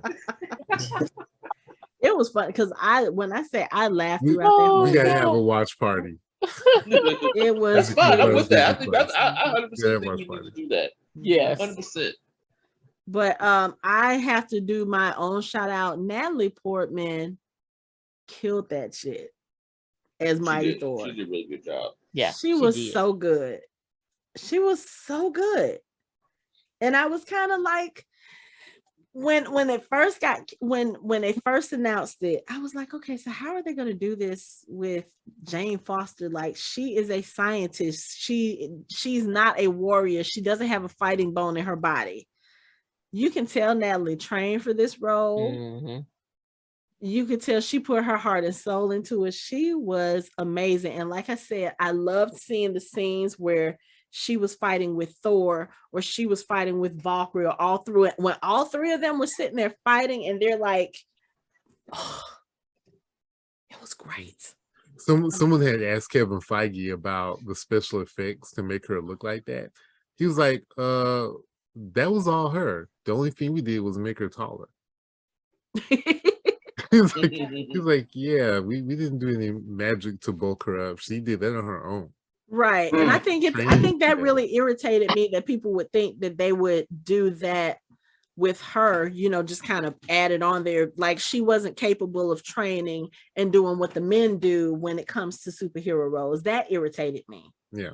That irritated me. Or in getting ready for a role. I mean, you have a perfect example with Christian Bale. Christian Bale is notorious for getting into character, like bulking up or slimming down dramatically for roles. So it's like, why can't she? Like, of course she can. Like, y'all need to just chill with that. Right. Yeah, she did a really good job with this. I 100% agree. Yeah, I need to know what workout she did because her arms looked amazing. I was like, hello. Can what is your secret? Because I need it. She looked great. I love this. I did love the story. You know, like I said, I like that we got some closure with her and Thor. I don't know what's next for Thor. I don't know where he's appearing in the MCU.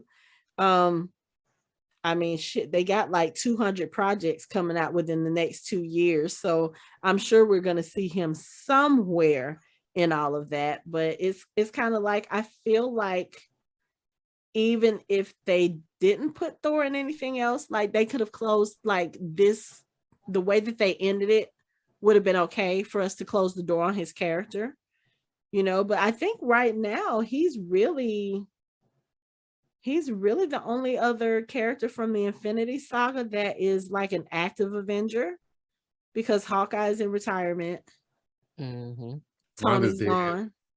Wanda's dead. Wanda's dead. Wanda is not dead. Wanda is not dead. She is not dead. She did. When that he used the air quotes. Yeah, I know, but still, she is not dead. Vision is out there somewhere. Yeah. So isn't it kind of annoying? Like, Vision's just what is he doing? Well, he's in Chicago. He's white Vision. You know, he's still trying to figure out who he is and what he is. He's living in an apartment. No, he's living his best life as Vashon somewhere. Like, he's in Detroit, like chilling out. Like, yo, baby, let me float on over to your crib real quick. Sam Wilson is isn't he technically an active? Exactly, Sam Wilson. Well, he is now, there. But I mean, as far as the main six, you know, the original six. When that's what I mean when I say Avengers. So, but yeah, I think they ended his story in a good place. But like I said, they had the little disclaimer at the end credits saying that Thor will return, and apparently that was news to him, because when it showed up on the movie theater, Taika Waititi said, "Oh, this is news to us." So who knows? Well, you know, Feige keeps all that stuff pretty close to the vest. I know very much so. Like, even his stars don't know. I keep saying, Anthony Mackie said he found out that they were doing a Captain America movie when he was in the checkout lane at the grocery store. His cashier told him. So yeah, I'm sure we're gonna see Thor again. I'm sure we're gonna see Valkyrie again. Like I said, I really want her to have a more prominent role. When it says Thor will return, it wasn't really specific on. No, it wasn't. It wasn't, and that's the thing that made me like, okay, he could show up anywhere. Now I know that there are rumors that he's going to show up in Loki season 2, so I know that there are rumors of that. But beyond that, I don't know. But I don't know, because like I said, they've got so much going on with the MCU now and all of the stories that they're about to tell. Thor can show up anywhere. He can show up anywhere. So Yeah. I don't know. I mean, maybe we'll see him in Guardians of the Galaxy 3 because that's slated to come out next year. That's absolutely possible. So I mean, who knows? They've got other phase 4 stuff coming out. You know, we're still in the middle of phase 4. He could show up in any of that. He could show up in phase 5. I don't know. There's like so many possibilities because they have so much going on in the MCU. Unlike other, no, let me not say I'm not gonna do that. I'm not gonna do that. But yeah. I don't know. Is there anything else we need to discuss with Thor? I mean, I know we didn't get into a lot of the story, but I mean, honestly, anybody who's listening to us, they would have seen the movie, so they know what the deal is. I don't know. I'm interested. I'm like Mike. I'm interested to see where they're going to go with this Hercules plot point. Okay. For the future, I'm interested to see that because he becomes an Avenger, but that's neither here nor there. I mean, I was kind of shocked when I saw it in the post-credit scene because one, Zeus is, unfortunately, that asshole is still alive, which I kind of figured. But yeah, when I saw it and I was looking, I was like, is that who I?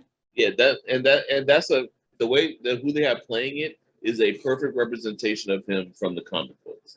Like he looks almost exactly like dude in the comic books, like fucking hairy chest with the headband and like the sandals and like I was like, that's fucking him.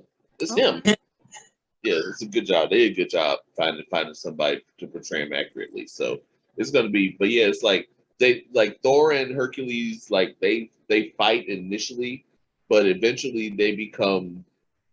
I mean, they become like best friends, and they're like, and it's just like imagine what if Party Thor with 2 demigods. That's how they become. It's like they become best friends, and it's like they go fighting everything they can, and just like it's like a really and their whole dynamic is fucking crazy. I can't wait for that. That's gonna be good. Okay. So are we thinking another Thor movie or a Hercules origin story, or it'll be another Thor movie? You think so? Okay. And then the actor is awesome because if you ever see Ted Lasso, he's fantastic in Ted Lasso. I have not, but I hear a lot of good things about it. And then when he was revealed to be Hercules, I like everything on the internet. It was just kind of like, oh, okay. So I guess people are pleased with his pick. So it's just because it's on Apple Plus, and I'm like, do I need an iPhone? It's like I go into like old folks mode. It's like I don't know how things work. I'm like, the Apple Plus. I don't have an Apple phone. Do I need an Apple phone? I don't think I can get that. Can I get that? And I'm like, oh wait, I can get that. Okay, never mind.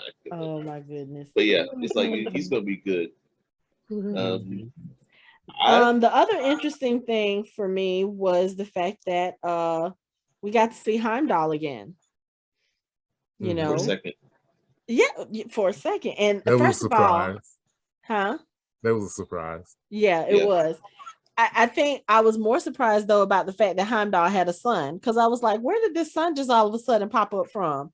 Like Heimdall got a baby mama walking around and we didn't know about it. Like exactly. I guess y'all he wasn't just watching. Spring surprise children on us like that. I guess he wasn't watching the Bifrost too closely. I mean, he took vacation. Wait a second. He had hardly nobody went up there. He had a lot of spare time. She could have come up there. Come on now. And that's what he does. It's like I can see it now. He's sitting up there watching everything. He's looking around. He's like, "Oh, she's fine." And brings her up there. And he's like, does business. He's like, "All right, bye." But no, I mean, she's Asgardian, so I'm assuming maybe Heimdall just had a wife and son, and we just never knew about them until whenever. But I was like, y'all can't just be springing surprise children on us. That would be like if Thor went back to New Asgard and found out that he had a child. That or there's a little Loki. Oh no, let's hold on. Sorry. Little baby Loki. No, shit. let's not do that. That's way too much mayhem. In the mythology, he does have kids. So yeah, I know, but I don't know. Loki strange. has enough stuff going on right now. You know, he's back at the TVA. Nobody knows who he is. He's just kind of like all over the place. They done set off all the different timelines. Loki has enough worrying about to be worrying about right now. He doesn't need to think about children. But yeah, when I saw that, and I was like, Heimdall. So I was, where he come from? But you know, I mean, we got his son in this movie. We got Heimdall in the end credit scene welcoming Jane Foster to Valhalla. So I was like, okay, maybe that means we'll see Heimdall again too. I won't mind, because that's another character I feel like they didn't utilize a lot, you know, and you know, instead of getting more Heimdall or more Valkyrie, we got that bad acting ass Sif in this movie. Because that scene was horrible. Like, why was it even there? Didn't it look like it was like the movie was done? Oh, we forgot to add a scene with Sif. And they just like dressed the room somewhere and filmed the scene. That was a horrible scene. It looked horrible. Her acting was horrible. The dialogue was okay. So that's the part that I did not like. She was better in Loki. Ali, she was, but like in this one, that I think, yes, that was the one thing I did not like about this movie. I was like, why was Sif even there? Like, we could have done without that whole scene, except for the fact that when she thought she was gonna die, Thor said the line to her about, well, you can't go to Valhalla because you're supposed to die in battle in order to go to Valhalla. And then at the end, Jane Foster dies in his arms and she goes to Valhalla. That's the only reason why I can think that they put that scene in there, because other than that, it didn't make sense.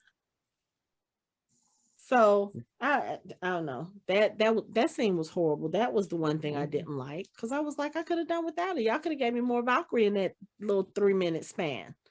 You know, it was nice to see her training the kids at the end, but y'all could have just showed me that and I would have been okay with it. I didn't need to hear her speak. Or more Matt Damon and Luke Hemsworth as Thor and Loki. I could have dealt with that too. I could have dealt with that too. Because even when they weren't doing the play, when they, you know, right before the kids or right after the kids got taken, you know, we got to see them as regular Asgard citizens, like trying to plan with everybody else what they were going to do to get the kids back. And I'm still like, I will watch Matt Damon be in any Thor, like I just don't, just put him in there. Just put him in there. He's hilarious. And how do you call Sam Neill and be like, I want you to play Odin? Like, he was Odin in Ragnarok too. I know. I'm just saying, how does that happen? I don't know, but I'm glad it did, because I love Sam Neill too. So it was like, this is fun. And then Melissa then she showed up and I was just like, oh, y'all just ruined the scene for me. But oh, it wasn't bad. I just don't care for her. And she's one of those comedians I feel like kind of, she forces her humor. She's never really been funny to me. So I could have done without her in this movie too. But thankfully she was only there for like a few seconds. But yeah. But other than that, yeah, give me all that little, the corny stuff, the little fake, you know, the fake actors and the overly bad acting, just being silly and, you know, getting to look at another Hemsworth brother. I'll take that. I'll take all that. So yeah, just I don't know. I'm gonna be honest. I didn't even realize the Sif was still alive, because Hela killed. Hela killed damn near the whole crew. So where was she during Ragnarok? Right, she wasn't in Ragnarok. She was where was she? She was probably off world, but yeah, messing around with those Agents of S.H.I.E.L.D. people, probably. Oh well, yeah, right. Exactly. Yeah, she did show up there. So, but Yeah, I was shocked when she showed up. I was like, wait, she's not dead? Is this a vision? Or I really thought that's what it was at first. Cause like I said, I was like, how I kill, and then I went back in my mind and I was like, nope, she killed him. Nope, she killed him. Nope, she killed him. Yeah, no. Sif wasn't there. Sif wasn't there. She wasn't. So I don't know. Maybe if they put her in another movie, they'll give her better dialogue this time. Because the dialogue in this one was horrible. My arm.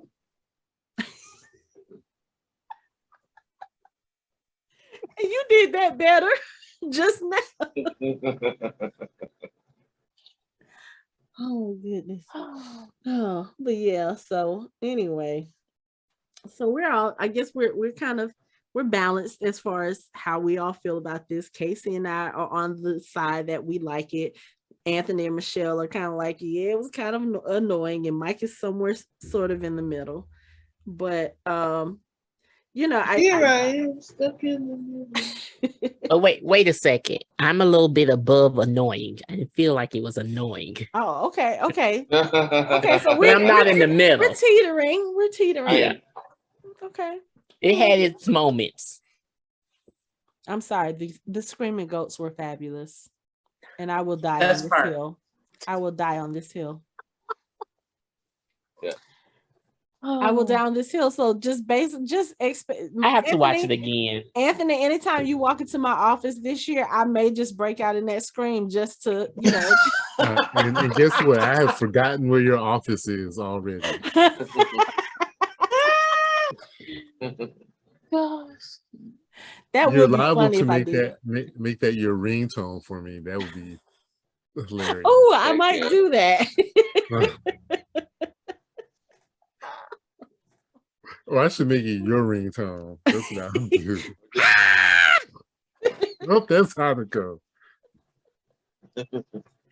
Oh, any final thoughts on Thor: Love and Thunder?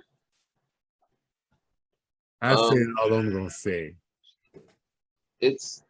I wish it would have been better, but see, with what all has recently happened with DC, it's not like they're gonna be challenged anytime soon.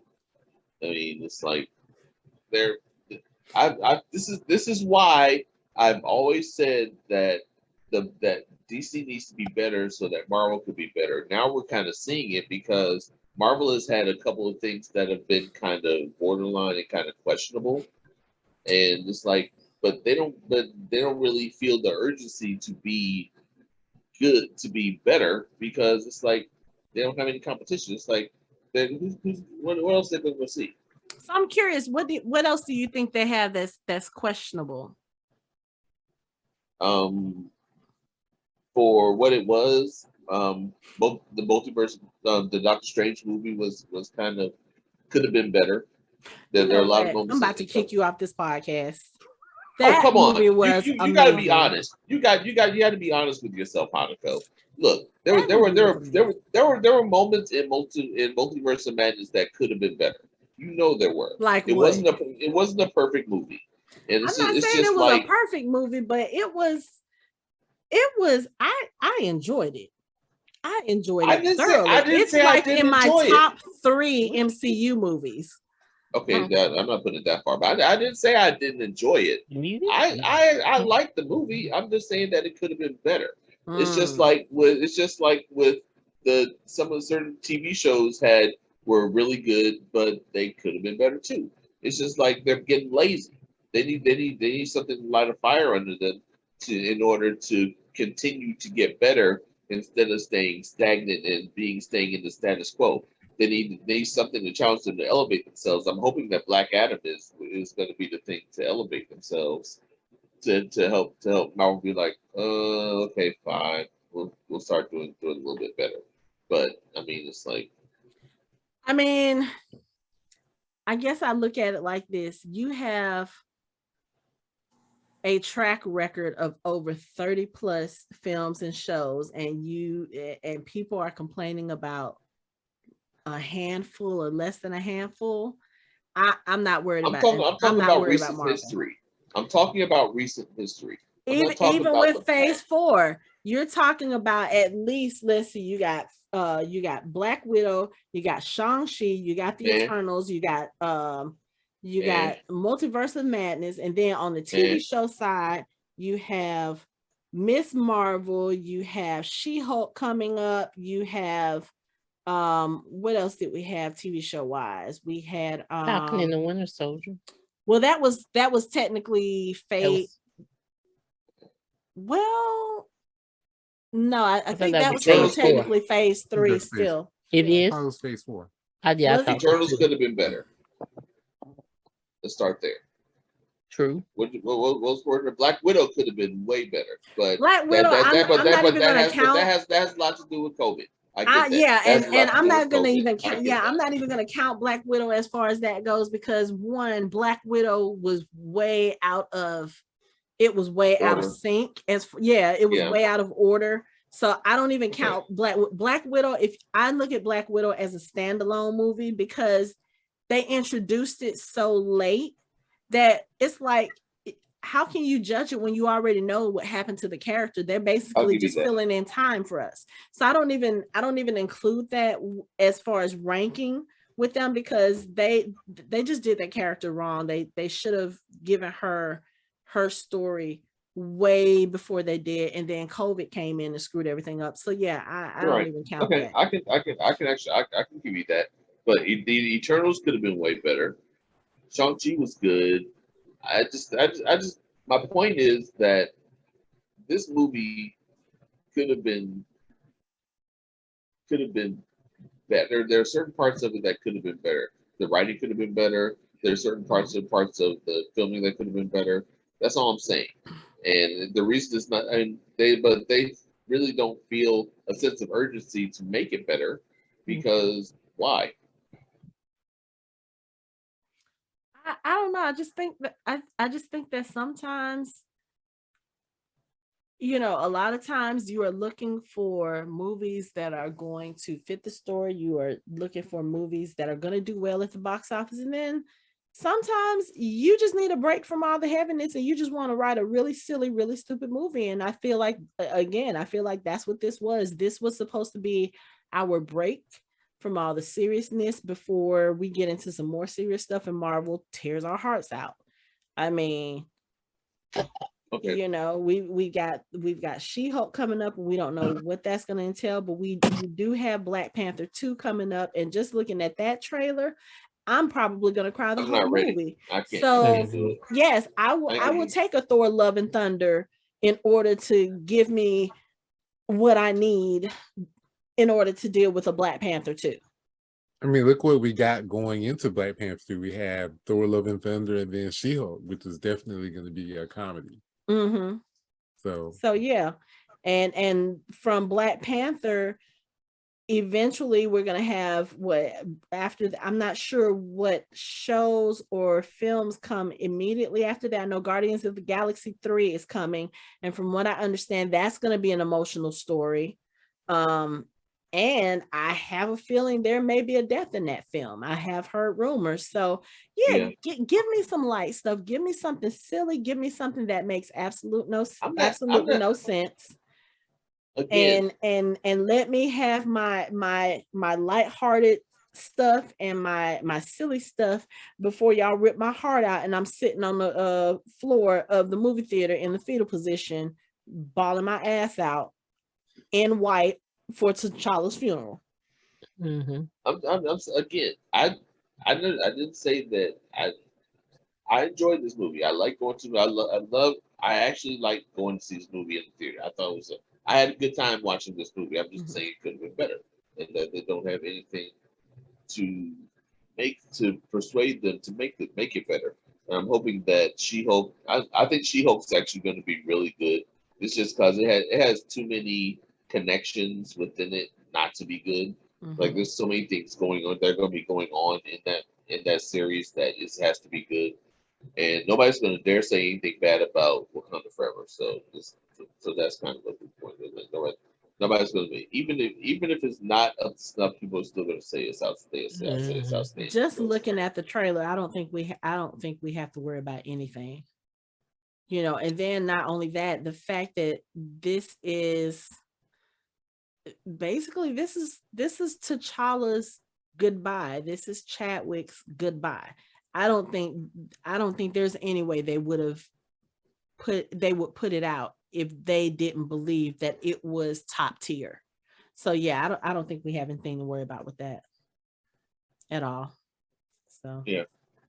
But so before we get off of this, let's talk really quickly. Dragon Con is coming up. Yay, it's Geek Weekend. And as of right now, there are 4 of us on this call that are going. We are trying to I'm trying to tell Casey she needs to tell her boss that she can't work Labor Day weekend because we have 6 Walking Dead people coming to Dragon Con. We've got you already know if they make one announcement, I don't care where I'm at. I'm gonna be there. Okay, so Dragon Con, you just need to announce the Night Guerrera and get her there. It'll be over. Right. Wait, hold on. Let me see. Breaking news. Hey. We already know she would go nuts. But as of right now, Anthony, you are doing 2 panels at Dragon Con. Do you know the days and times of those panels yet? I know one is Saturday at 1 and one is Sunday at 11. Okay. What are your panels about? One of them is on Dan Brown's The Lost Symbol. Okay. And the other one is a discussion about Debris. If you knew a show called Debris that was on. We talked about that show. We talked about watching that show and then they canceled it, right? Then they canceled it, right. Okay, yeah. So those are my 2 panels. Okay, yeah. So we'll probably do another full show before Dragon Con just so we can go into our panels more in detail. I am at this point. You're on like 35,000. I'm not on 35,000. I'm on 8. I'm on less than last year, but I will be talking about MCU Phase 4. I will be talking Miss Marvel, A Discovery of Witches, Legacies, Umbrella Academy. I've already pre-recorded a Wheel of Time virtual panel for the show. And then I'm doing a panel on YA adaptations from page to screen and awesome women in digital media. So we will post that information once it becomes finalized. They have not posted final schedules yet, but Dragon Con is in less than a month. I'm so excited. I can't wait.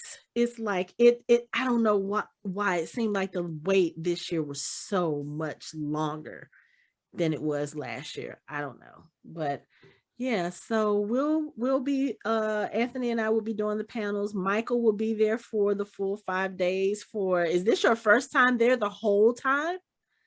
Because I know I've seen you at Dragon Con like before on like a Saturday. I got there like 1 or 2 days. Yeah. Okay. Yeah, this is the first time I have a 5-day pass. So okay. And I know I'll see Michelle in panels. She's always a big supporter. Even before she was on the podcast, she always came to panels and supported. So we're looking forward to it. Now we can just get Casey. That'll be the whole Atlanta crew there at Dragon Con. So that should be fun. That'll give us all a chance to hang out.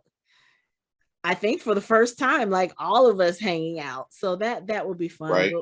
Yeah, so we'll do a show about that in the next coming weeks and get that posted before Dragon Con. But for now, that's it for our show. You can find us online at www.fandomhybrid.com. We are on social media on Facebook, Instagram, and Twitter at Fandom Hybrid. You can watch our videos on our YouTube channel and listen to us on all major podcast streaming platforms. Thanks for listening. We hope you join the conversation next time.